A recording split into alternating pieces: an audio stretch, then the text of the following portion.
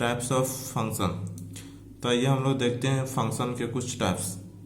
सबसे पहला है हमारे पास वन फंक्शन, जिसका दूसरा नाम है इंजेक्टिव फंक्शन। बतलाता है इसका definition, a function f from A to B is said to be one function. बतला रहा है यदि कोई फंक्शन फ्रॉम ए से बी तक डिफाइंड हो तो उसे हम वन फंक्शन कह सकते हैं। तो कंडीशन लगाता है इफ ऐसा हो कि distinct element of A have distinct image under F. बतला रहा है कि ये जो मेरा सेट ए है, सेट ए के अलग अलग एलिमेंट के लिए अलग अलग इमेज हो दिए हुए फंक्शन के अनुसार। तो वैसे केस में हम फंक्शन को वन फंक्शन कहते हैं।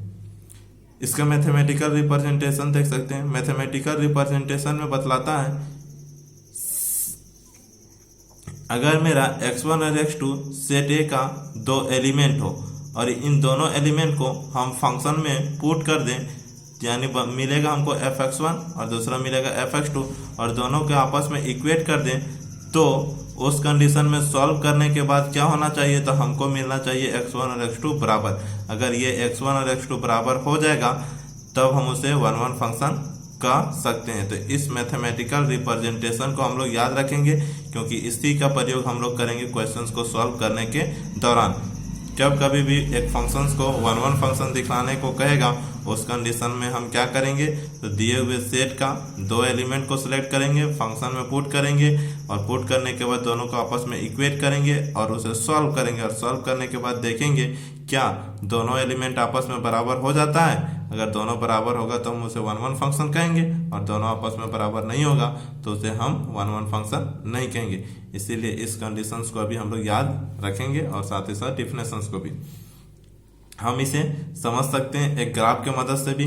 हमने क्या किया, यहाँ पे जो मेरा सेट ए था उसका एलिमेंट को हम ले लिया स्मॉल ए और स्मॉल बी, और जो मेरा सेट बी था उसका एलिमेंट को हमने ले रखा है ए बी और सी।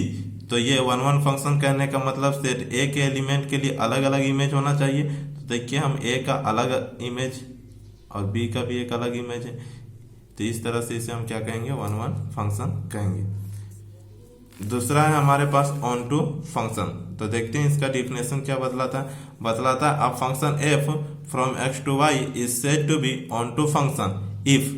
बतला रहा है किसी भी जब फंक्शन को अगर हम ऑन टू फंक्शन कहना चाहते हैं तो उसके लिए एक कंडीशन है। वह कंडीशन क्या है, तो बतलाता है every element of Y is the image of some elements of X. बतला रहा है वाई जो कि हमारा क्या है, कोडोमेन। तो बतला रहा है वाई का प्रत्येक एलिमेंट जो हो एक्स जो कि मेरा डोमेन है उसका क्या होना चाहिए, इमेज होना चाहिए। अगर ऐसा होता है तो हम उसे क्या कहेंगे, वन टू फंक्शन। यानी साधारण भाषा में बोले तो ये जो मेरा सेट वाई है जिसका नाम हमारे पास क्या है, कोडोमेन, जिसका नाम हमारा पास क्या है, कोडोमेन। ये कोडोमेन जो है रेंज के बराबर हो। जब कभी भी कोडोमेन और रेंज आपस में बराबर हो जाता है तो हम उसे क्या कहते हैं, ऑन टू फंक्शन कहते हैं। सिंपल भाषा में हम इसका डिफिनेशन क्या याद रख सकते हैं, जब कोडोमेन और रेंज आपस में बराबर हो जाते हैं तो हम उसे ऑन टू फंक्शन कहते हैं। यानी सेट वाई का कोई भी एलिमेंट खाली नहीं होना चाहिए। सेट वाई का प्रत्येक एलिमेंट किसी न किसी सेट एक्स के एलिमेंट का इमेज होना चाहिए। इसका मैथमेटिकल रिप्रेजेंटेशन भी देख सकते हैं हम। यहाँ पे है क्या, तो सेट वाई का प्रत्येक एलिमेंट के लिए एक एलिमेंट एक्स एग्जिस्ट करना चाहिए। कहाँ पे, सेट एक्स पे, इस प्रकार से कि इस एक्स को अगर हम फंक्शन में रखें तो ये वाई का बराबर हो जाए। तो इस मैथमेटिकल रिप्रेजेंटेशन को हम लोग याद रखेंगे, क्वेश्चंस बनाने के दौरान इसका मदद लेंगे। आगे हमारे पास है वन ऑन टू फंक्शन। इसी का दूसरा नाम है बाइजेक्टिव फंक्शन। तो आइए देखते हैं बाइजेक्टिव फंक्शन होता क्या है। बतलाता है a function f from X to Y is bijective. तो बतलाता है एक फंक्शन जो एक्स टू वाई है ये बाइजेक्टिव हो सकता है। तो कब, तो कंडीशन लगाता है इफ का, यदि ऐसा हो कि ये जो फंक्शन है वन हो और ये जो फंक्शन है क्या हो, ऑन टू हो।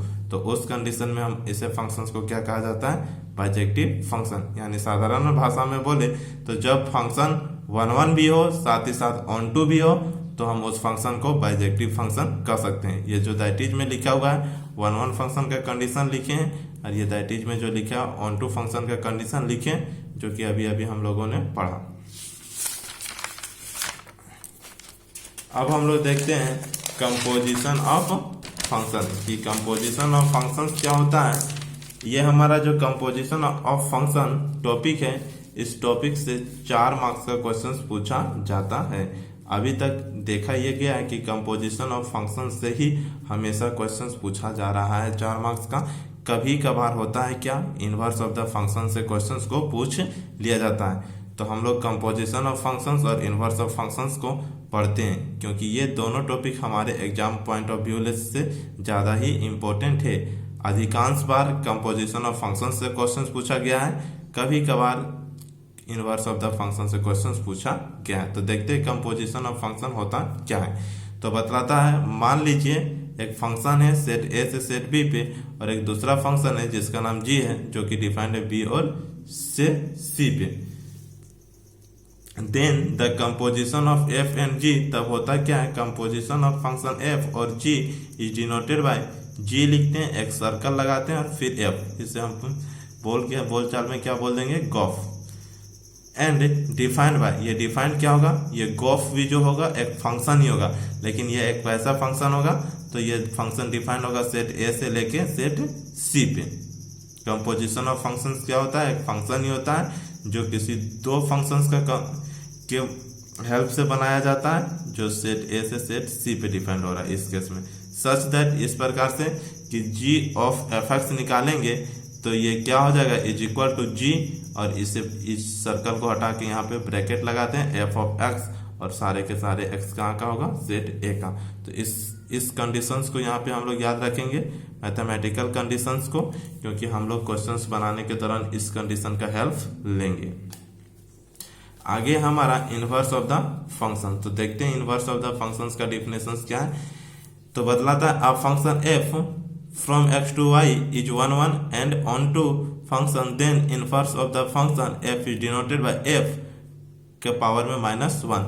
बतला रहा है, जब कोई फंक्शन हो जो 1 1 भी हो और 1 2 भी हो, तब होता क्या है, इनवर्स ऑफ फंक्शन को डिनोट किया जाता है एफ लिख के, इसके पावर में -1।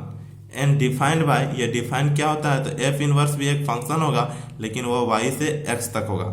देखिए, जब फंक्शन जो हो कहाँ से एक्स टू वाई हो, तो इसका अगर हम इनवर्स की बात करें तो वो भी एक फंक्शन ही होगा, जो इसके विपरीत ये एक्स से वाई पे डिफाइंड है, तो इनवर्स कहाँ से डिफाइंड होगा, वाई से एक्स पे। सच दैट, इस प्रकार से इन दोनों का कंपोजिशन निकालें, यानी एफ ऑफ एफ इनवर्स निकालें, और इसमें वाई रखें, तो हमको क्या मिलना चाहिए, वाई ही मिलना चाहिए। इस प्रकार से कि ये जो वाई है किसका एलिमेंट होगा, सेट वाई का एलिमेंट होगा। फिर F inverse of F x निकालें तो इज इक्वल टू एक्स मिलना चाहिए, और ये एक्स किसका एलिमेंट होगा, तो सेट एक्स का एलिमेंट होगा। तो इस कंडीशंस को भी हम लोग को याद रखना है। तो हम लोगों ने टाइप्स ऑफ फंक्शंस में जितने भी डिफिनेशंस को पढ़े, सारे डिफिनेशंस को कॉपी में लिखना है, और साथ ही साथ उससे कंडीशंस को माइंड में रिमाइंड करना है कि इसका कंडीशन क्या बतलाता है। इसका कंडीशंस को अगर हमारे माइंड में रिमाइंड रहेगा, यानी याद रहेगा, तो हम लोगों को क्या हो सकता है कि क्वेश्चंस को बनाने में ज़्यादा हेल्प मिलेगा। इसीलिए हम लोग याद रखेंगे इस कंडीशंस को, क्योंकि हमें क्वेश्चंस को सॉल्व करना है। तो नेक्स्ट वीडियो में हम लोग क्वेश्चंस बनाएंगे।